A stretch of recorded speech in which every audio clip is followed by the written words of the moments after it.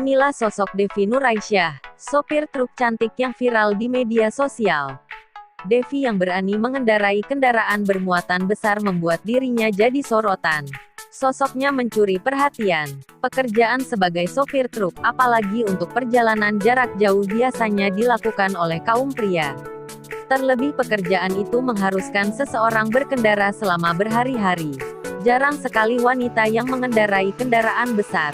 Belum lagi membayangkan bahayanya berkendara di jalanan lintas daerah yang sepi dan rawan kejahatan.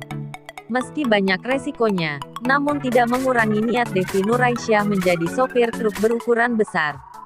Devi pun membeberkan kisahnya hingga kini menjadi seorang selebgram dan YouTuber. Kendati demikian, ia tidak meninggalkan pekerjaannya sebagai sopir truk. Perempuan berusia 29 tahun ini ternyata sempat bekerja sebagai karyawan pabrik. Saat bekerja di pabrik, kebosanan mendera Devi. Pekerjaannya monoton setiap hari. Di sisi lain, Devi mempunyai kesukaan terhadap kendaraan-kendaraan besar, seperti bus dan truk.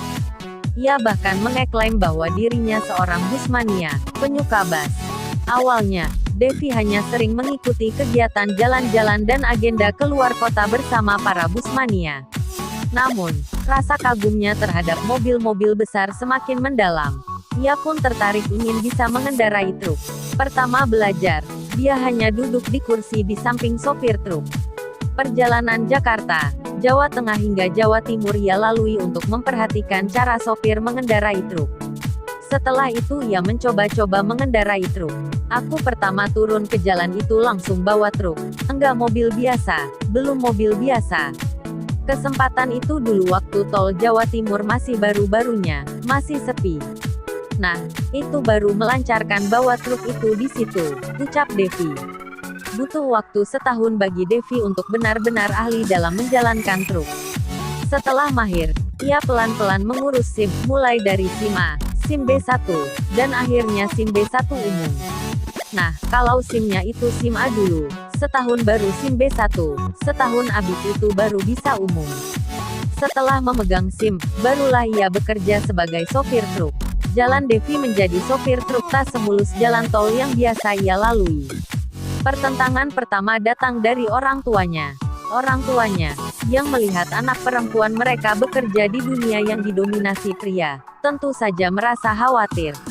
Orang tuanya sempat tak merestui. Namun, Devi tak mau mundur, apalagi setelah ia melihat ada peluang bisa menjalankan minatnya jalan-jalan sekaligus meraup penghasilan sebagai YouTuber. Dengan modal keberanian tetapi penuh perhitungan, Devi melangkah maju. Jerih payah dan tekadnya kini menemui hasil. Selain mendapat uang sebagai sopir truk, ia juga mengisi pundi-pundinya dengan pendapatan sebagai YouTuber. Dia mempunyai akun YouTube, yaitu Driver Shadow 17. Di YouTube, Devi kini bak selebritas di kalangan sopir truk dan pencinta mobil-mobil besar.